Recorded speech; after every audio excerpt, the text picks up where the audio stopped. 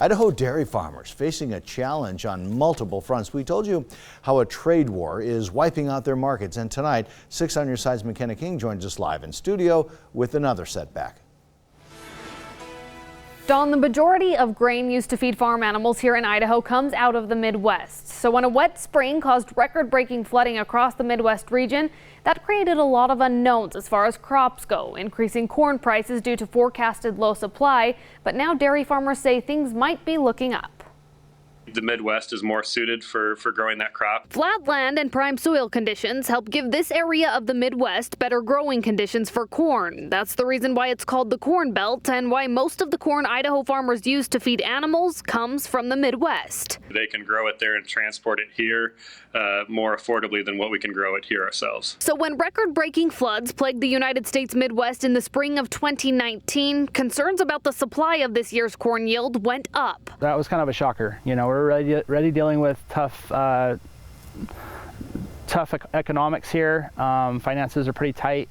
And then all of a sudden we have a flood in the Midwest. And it's a game of educated guesses. How much yield there will actually be can't fully be determined until harvest season rolls around. To have a lot of unknowns when it comes to what to expect for feed cost over the next year really adds a level of stress to dairy producers. My corn prices coming into the farm here, jumped by $50 a ton. And at a time when dairy tariffs are high and rising, money is tight as it is. We're trying to do our own planting at that time. We got, money flying out the door, going to the farm and stuff. And so to throw an extra 20% on the corn bill, there wasn't a lot of funds for that. But for dairy farmers who rely on this crop yield out of the Midwest, a new report by the United States Department of Agriculture suggests there might be a light at the end of this financial tunnel. And that's the report that gave us a bit of a surprise, showing that there was less impact from that flooding and delayed planting than what the market had initially expected. However, that USDA report is based on surveys and subject to error. So while corn prices are down for now, Narrabout says actual yield can't be predicted until harvest.